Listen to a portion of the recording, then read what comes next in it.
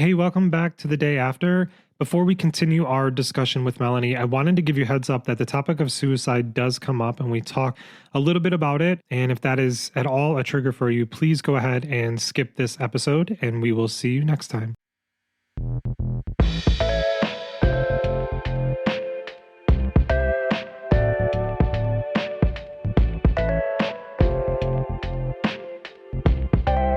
So I'm curious. I want to go back to the abandonment piece because I think it's pretty fundamental. But is this something that you've recognized in hindsight, or did you recognize this in that moment? I think that's something in hindsight, because I didn't even really come to terms with my saying out loud that I have abandonment issues until a couple of years ago. Oh, wow. Okay. It's so interesting. I literally read a thread today about adoption. Really? And children feeling children having abandonment and feeling just self-worth and abandonment, and even in open adoption situations. The thread was specifically about open adoptions, but and all of some of the just things that you don't really think about that can come with that. You might not know your full medical history. We didn't know Ariana's, right? So it's I have no idea what my kid's genetic makeup is going to be. Yeah, I was adopted when I was only 8 months old, so I was a baby, but I know that there is trauma that physically happens to the baby by being separated from its mother. Yep. And I always felt in my family like I was a member of my family. I never felt like I was the adopted child in that kind of negative way that you sometimes hear. But it's interesting how even with all that in place and with not having any actual memories, that deep rooted feeling of losing something and something being ripped from you is very much part of my makeup as a person. And so, feeling that with my dad, losing my dad was yeah. We store it in our bodies, right? We store those traumas no matter how old we are. I don't like to compare, but I feel like that feels very similar to how I feel, albeit my mom died. So obviously it's a different circumstance, but that resonates with me a lot. Mm-hmm. Yeah. When you began this process of grieving to where you are now, because it obviously seems like you're in a much different place now. Mm-hmm. What did those years? I mean, it's only been a few years, right? You said 2019. Yeah. What have these past 5 years looked like for you? What are some of the things that you have done to kind of help change your relationship to your grief, the abandonment, the divorce? There's so much that has been packed in, so condensed at such an age where you're trying to discover your identity. Yeah. What has life looked like for you? How have you gotten to where you are now? I describe it to people as I'm going through an expedited process of life experiences, because the last 5 years, like you said, divorce and then losing my dad, and then I've moved, and a pandemic, the elephant what else in the room. Do you want to add in there? And also we're not going to go down it too much, but I had a falling out with my mom because of the divorce, because of religious beliefs and things like that. And so I have been doing a lot. I've spent a lot of time floundering and being a mess and trying to learn something from every single mess that happens. But there was definitely a deep depression that I fell into for a couple years that was very present with me on a daily basis. Yeah. And particularly the year and a half, 2 years after his death, I had struggled with thoughts of suicide and kind of this. So only I think a year prior to that, I had lost a friend to suicide. Oh. Someone I wasn't particularly close with, but someone who I was almost in a mentorship position to. Mm-hmm. And so I had already been in a place where I was kind of contemplating death and not knowing how to handle really heavy emotions and really deep wounds.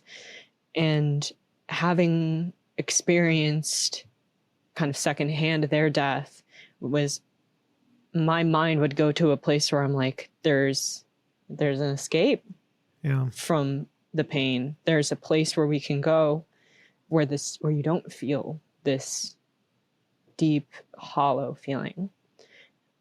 And I owe it to some really great people for helping me get through that time, and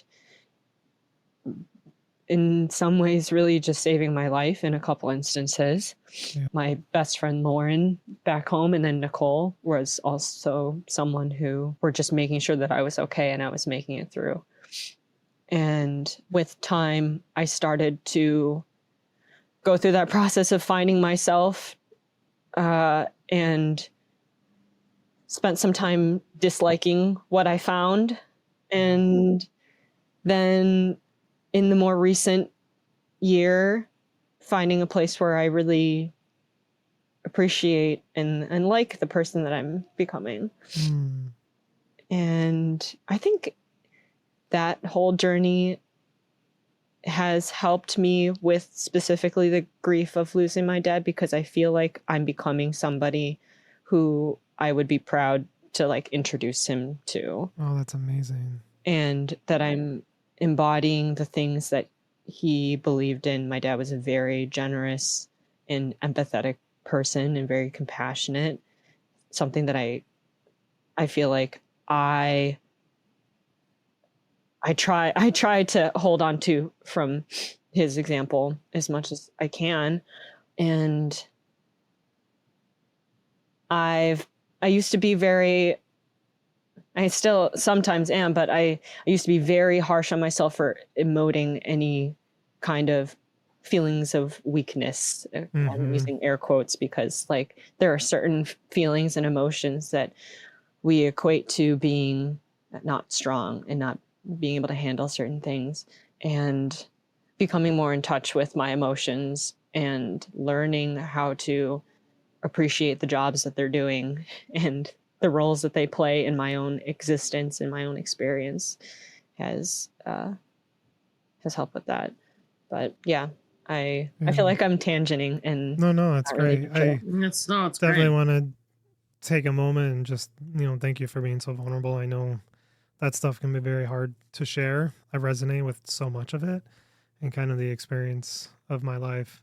And I think the idea of confronting ourselves and finding those shadow parts that maybe we're not so happy with can be really challenging. And I also believe that so much of life people go through never being willing to look at their shadow, because we need to be the hero in our story. Like, to be, we'll say, mentally healthy, for lack of a better term, it's like we have to be the hero, or else like we're gonna crumble. And when we find these parts of us that aren't great, that goes directly against like us being the protagonist. And that is something that I have been reconciling with very deeply over the past 4 years after losing my wife. I mean, it's something I was always working on, but I think being on my own and seeing how I show up for my kids or my friends or romantically, and watching myself struggle from the outside, even though I know I'm doing my best, it becomes very hard to see my failures. And to know that like, okay, well, here's some character defects that need to change. So I'm curious because, maybe selfishly, it is really hard for me to forgive myself. So I'm wondering, how have you learned to forgive yourself? Have you forgiven yourself for kind of exposing those character defects? Yeah, it's something that I'm still currently working through. And it is something that I'm realizing is in just small moments that we experience where we can really practice that. And it's really been daunting for me to forgive myself for the wake of things that I wish I could have done better, or things that I wish I had handled better, or I hadn't said something out of line, or I hadn't lashed out at someone. And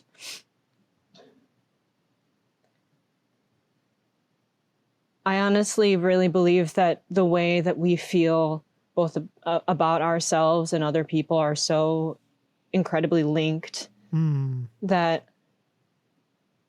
the more I learn to forgive other people, the more I forgive myself, and the more I forgive myself, the more I forgive other people. And maybe that's just how my brain works, but I'm very like, if this is the rule of how we live life and how we are human, there's no exemptions. And also other people showing me grace that I feel in some moments where I may not feel like I deserve it, is one of those like humbling things that makes me believe in forgiveness when I can't find it in and of myself. Yeah. That's amazing. I think that could be some of the hardest moments, is when we feel we have failed so miserably and we're beating ourselves up, and for someone to show us grace can be almost add to the pain. Yeah. Because it does feel like if we can't help ourselves and we can't help other people, it's like, but like we were talking about before, like we need other people. We need to lean on the shoulders of other people who are offering it. Like there are people who do really want to find out how we are doing and how they can be there for us. And I spent a lot of time pushing away people, only in the last few years have really accepted and just let them give to me, and not thought, okay, how can I like repay them, or how can I like somehow undo this wonderful gift by like leveling the field, you know? Transactional. It's so funny how like that's where my mind would go.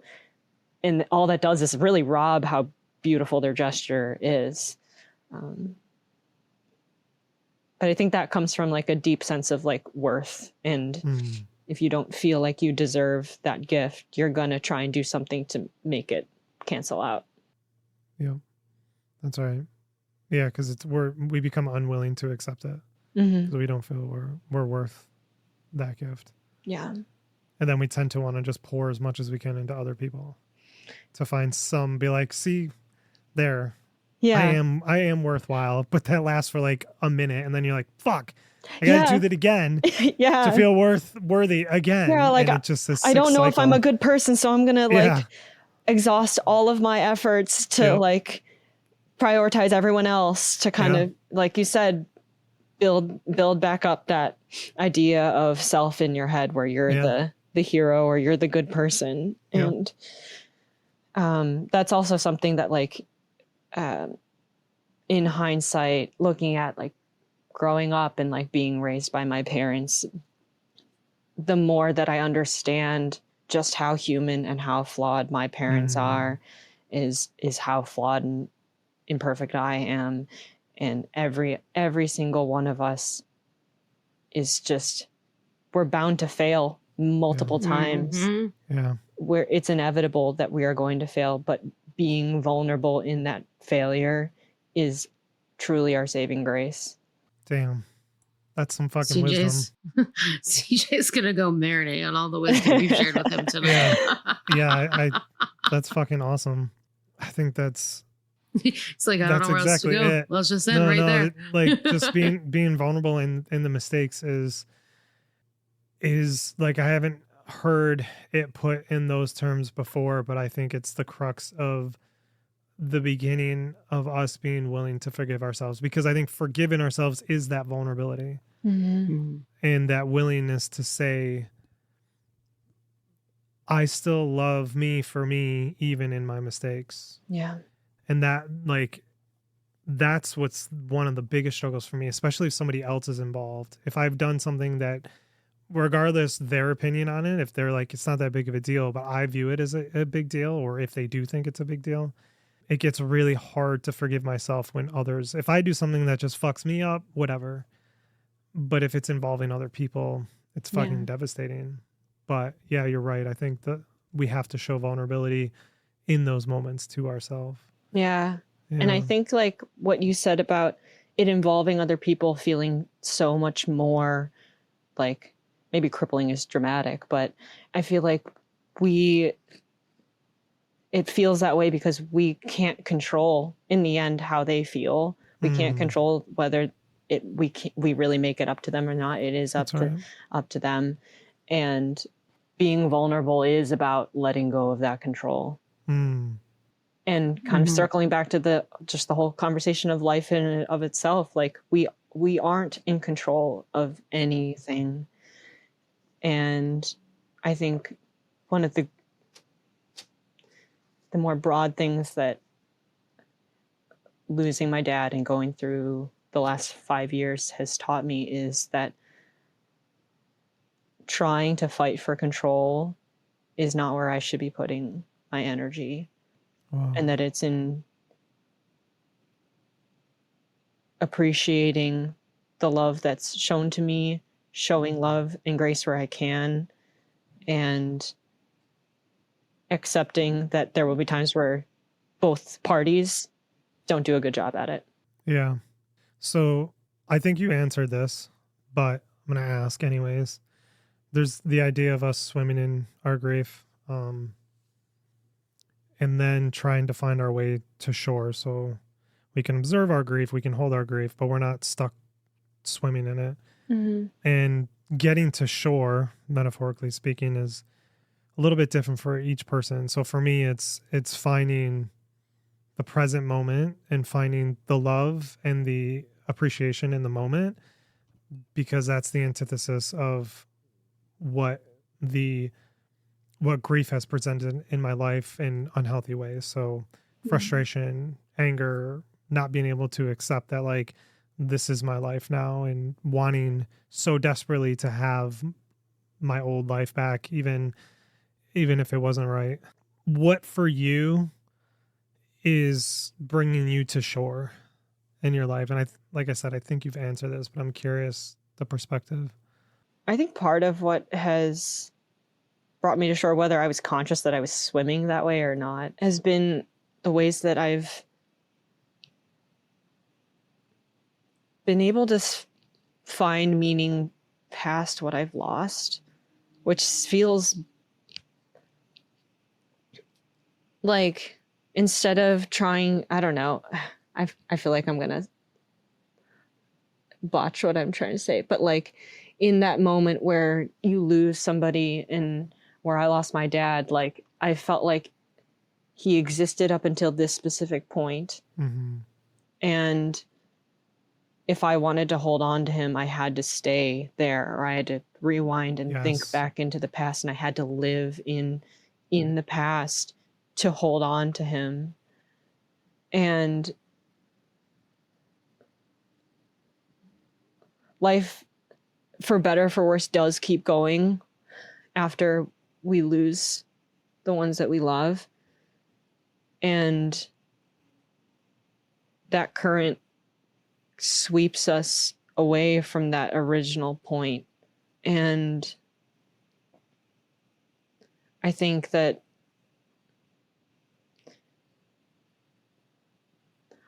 realizing how short life is has given me a different idea of really gratitude. Like, granted, it took wanting not to live for a little bit to get there. It wasn't like an immediate jump, but over time, and with growth and with trying to be really purposeful about my healing, I have come to really see the beauty of life in a bigger picture. I don't know. I think that's the best that I got. No, it's amazing. It resonates very deeply with me. And I think it brings up the idea of like when we have one of those first moments after a loss where you find yourself laughing or smiling and just being like conflicted of like, is this okay? Yeah. Right? Because for me specifically, it was like, well, I need to be in pain. She was in pain, and if I'm not in pain anymore, that's all I have left of her. And it takes a while and work to realize it's like you can hold on to them through the beauty that you had with them. But for some reason, our brains are like, we need to be in pain because it's the pain of the grief. And if I lose the pain, then I no longer have the grief. But it's like, no, that grief is going to be with you forever. What were you going to say, Ashley? I was just going to ask if you felt that the kids had a similar experience with that. You know, it's been interesting. I don't think so. And I don't think I did either. yeah, it's been a wild thing to observe their grief, because even so, like last Mother's Day, I just asked them like, how often do you guys think of mom? And they're like, I don't know, every once in a while. And I was like, that's fucking crazy, because I think about her every single day. So I think there's such a different experience, right? Because life feels so big as a child, you know? So I wonder if it's like you get lost. I don't know. I mean, you could speak more to this, Ashley, but it's like, are you getting lost in the enormity of life and every day feeling like a fucking month compared to adults? It's like, we're more than halfway through the year, and I feel like it just started. Like the time scale, it changes so much the older you get. So I wonder if that plays into it. No, for me, I think that kids are just, I don't know. I kind of, I have this like, almost like we didn't know that that's not how life was supposed to be. Or I didn't like, it's like just the something frame that of happened. Reference is different. Yeah. Yeah. Like I didn't go like I say now, like 20, I can't do math. It's been 20 years. Yeah. 31 minus 9. Yeah. A third of she was here for a third of my life. Let's make it fucking easy. You know, like 2/3 of my life, like she hasn't been here. And so much of like my family has always made space for her. We celebrated her 50th birthday. We celebrate the 20th, the 10th anniversary, the 20th. We celebrate all of them, but like we made a big deal out of it, like those ones. I almost think that like I didn't know that's not what happened in life almost.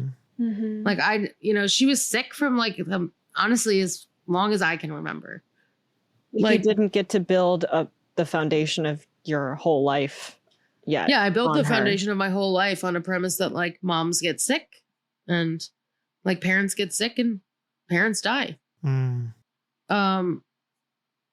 I like that is like probably like a very like in retrospect view of it, but I just think that kids, I don't know, like people always say kids are resilient, and I think it's true. Honestly, I think that we're like, this is a thing that happened, and if we have good quality parents, you know, they really help us go to therapy and work through some of it, and inevitably some things don't, you know, you don't really work through all of it, because how much are you saying, or how much, you know, actually comes out? That's like until, you know, it comes up later in life and then you got to work through it. But I heard someone say like emotions are particularly difficult because like it's not necessarily the emotion that's hard, but it's all the meaning that we put to that emotion. And so when you're young, you only have so many things that you can assign that meaning to. Yeah. So when you have that experience, you're like, okay, I have like this frame of reference. But like when you've lived a good portion of your life and then you experience loss, you have like history of your own existence to attach onto that. Damn, that's great, actually, right? We're ascribing meaning. I mean, we put judgments to everything. It's good, bad, but most things just are. Yeah, I don't know. I think it's different it's definitely different as experiencing kids experiencing it versus experiencing it later in life. But even like Melanie's experience to my experience, which obviously you can't, I'm not saying you compare them to, but like it's just, for both parents, like different phases of life. You've gone through like a whole lifetime. So I don't know. And also just what you said about like the perspective of like, you've had more time on earth without your mom. Well, for like CJ and I, it's not that ratio. And so like, yeah, I don't know, one day when we're all 80, Yeah. It's going to feel a whole nother type of different. Yeah. Yeah, exactly. That was the mind fuck for me, is like, if I end up finding a partner and I'm with her for the last half of my life, I'm going to end up potentially being with her longer than I was with Ariana. Yeah, that's crazy. And I was with Ariana for 18 years. So like, it's such a mind fuck to be like, holy shit, like I'm going to be going through a lot of life, albeit a different part of life. So yeah, it's just all these weird things, or being older than the person that you've lost, right? So it's like, that's fucking weird. once you're as old as Aunt Nancy and you surpass that, or once you're as old as your dad, Melanie, like all these weird things that just come up, and maybe we're not paying attention, and then our brains are just like, hey, guess what? This is fucking crazy.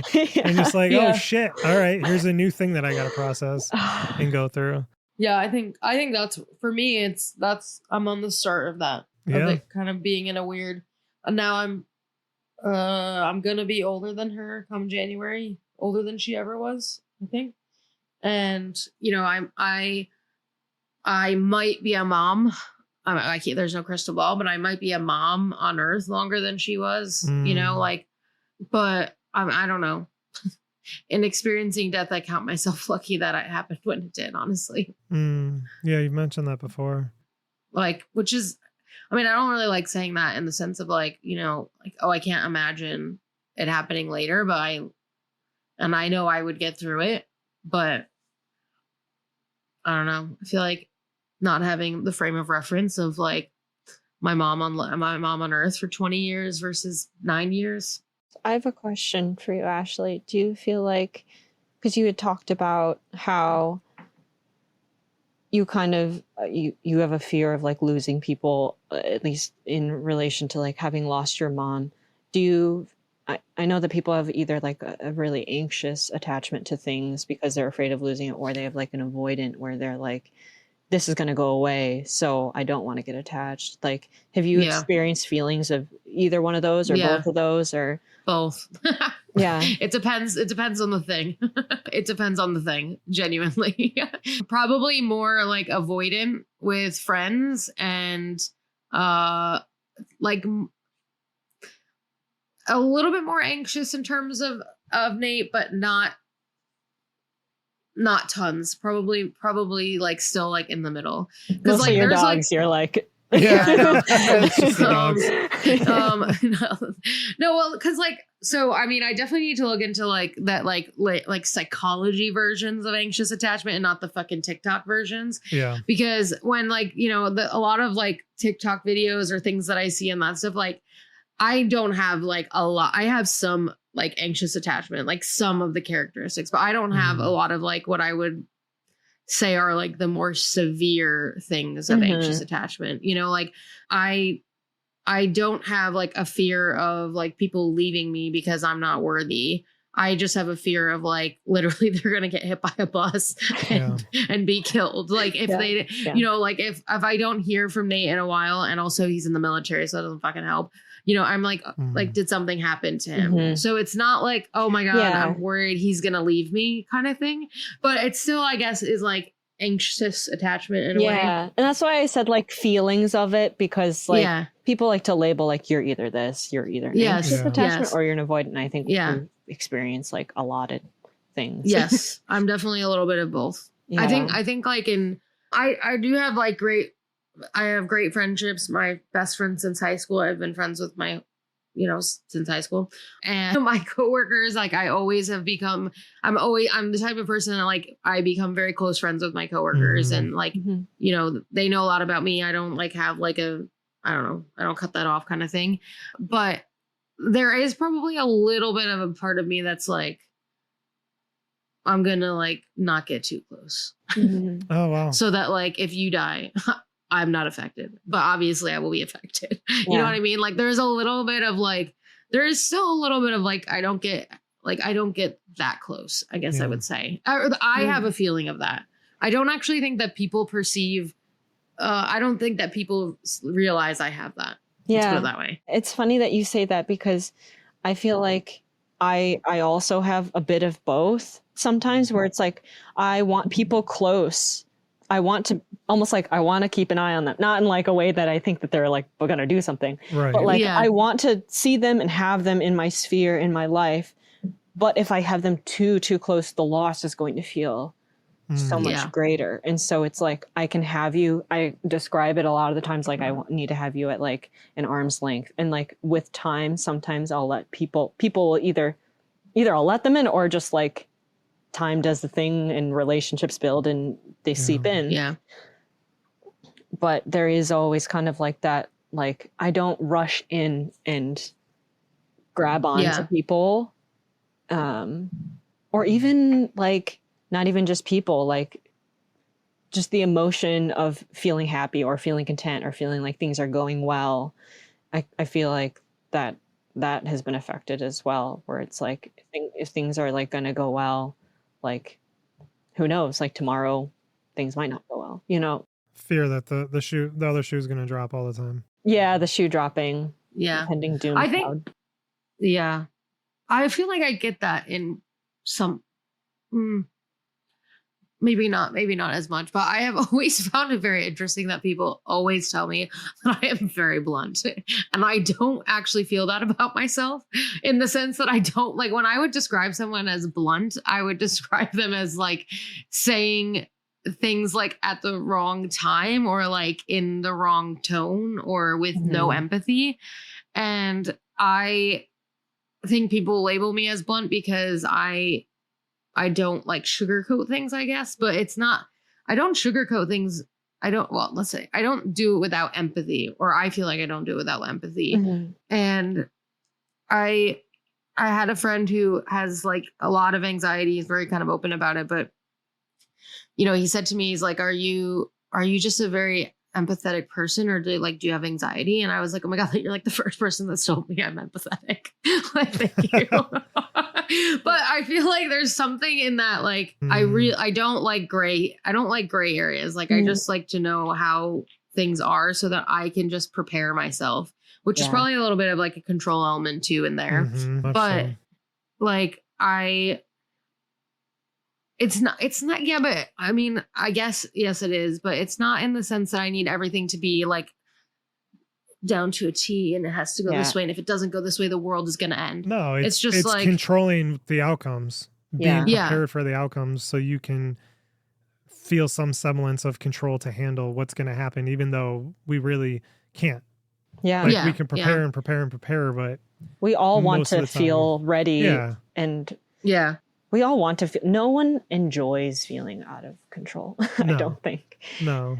But the more acceptance of our lack of control, the calmer and the more in control we feel.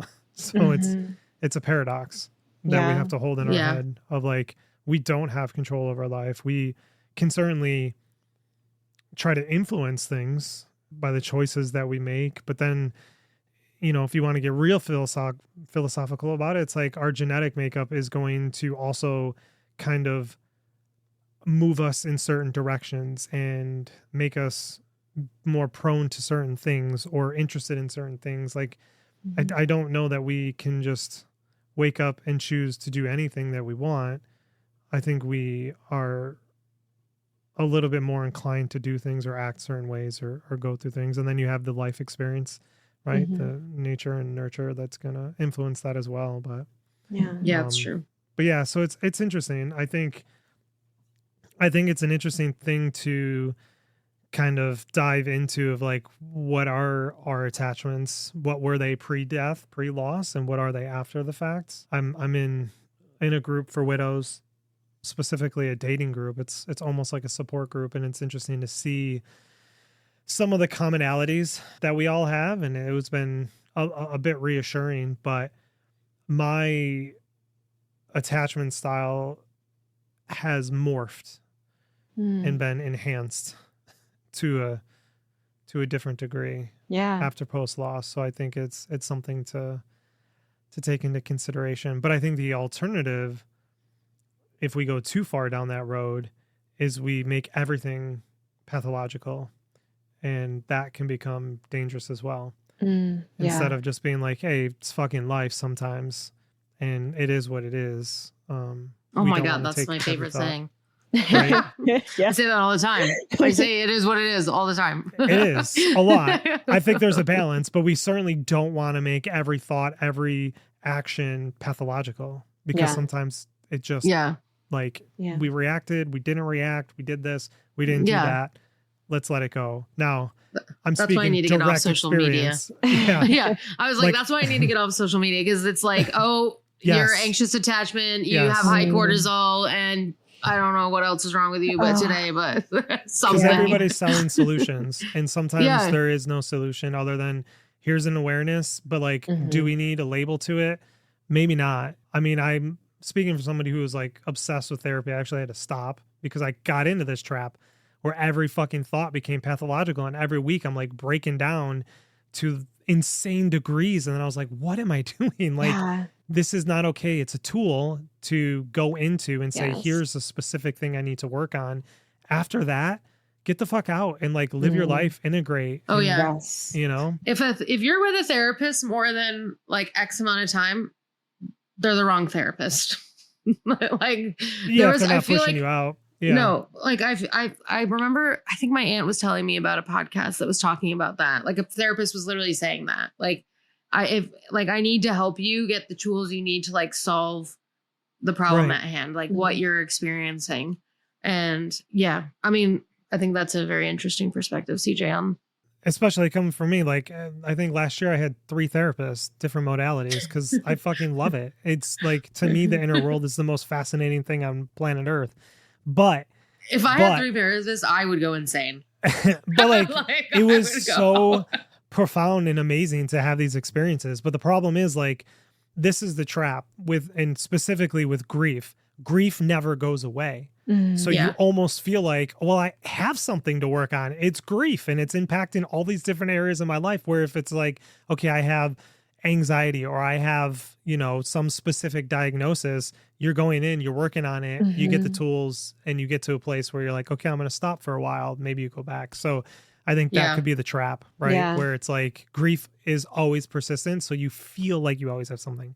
Yeah. Then you spend your whole existence living in your head here and Exactly. not in your world before Exactly. you. And then life 100%. passes you by and you're like, I'm the 100%. one who lived on. And yet Yeah. I spent all of it thinking about stuff. Yes.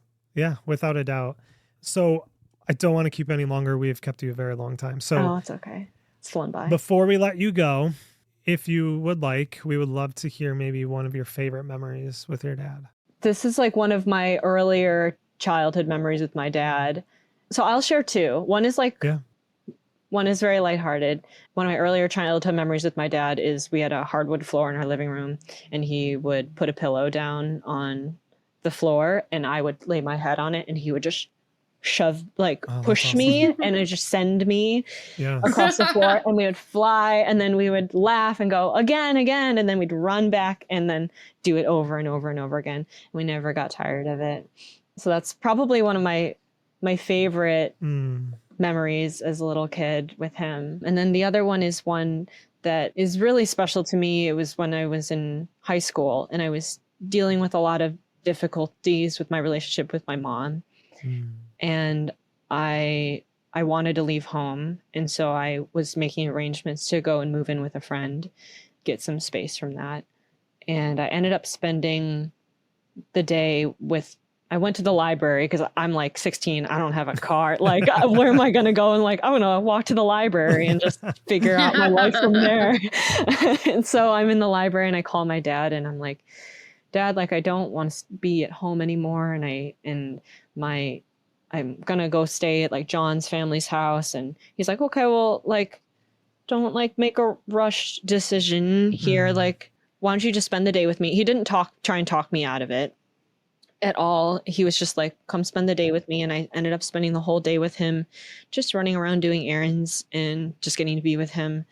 And at the end of it, we had a talk and he's like, if you want to go stay with him, you can do that. Just know that making decisions like this is going to affect in a big way your relationship with your mom. And I want you to know like what that's going to, like, that's going to change things very Mm. permanently or semi-permanently with her. And he encouraged me to come back and talk to my mom. And it was not a particularly good conversation with her, but my dad had always been kind of a mild, more passive person. And in that conversation, I remember him stepping in and really standing up to my mom, who I honestly think he was a little afraid of her in his life, in this lifetime. But he ended up kind of intervening and really advocating for me and standing up for me and making me feel like there was someone in my corner who would make sure that things are going to be okay, even if they weren't going to be perfect. And I remember when we were in the home and I wasn't sure if he was lucid and with it, but I remember holding his hand and telling him, like, Dad, remember like when you did this and I was in high school, that meant so much to me. And a lot of the times, like when they're out of it, they could cry or have spasms or whatever, and it has really nothing to do with what you're saying. But he ended up like crying in response to that. And I'll never know if it was because he was absorbing what I was saying, but that memory is really special to me. That's beautiful. Well, you certainly left us with so much to think about, so much wisdom. Could definitely talk for another hour. And we are super appreciative of you being willing to come on and be so vulnerable and share so much and to share your dad with us too. Thank you so much for being on. I appreciate you guys a lot. I love what you guys are doing. And it was really awesome talking to you guys.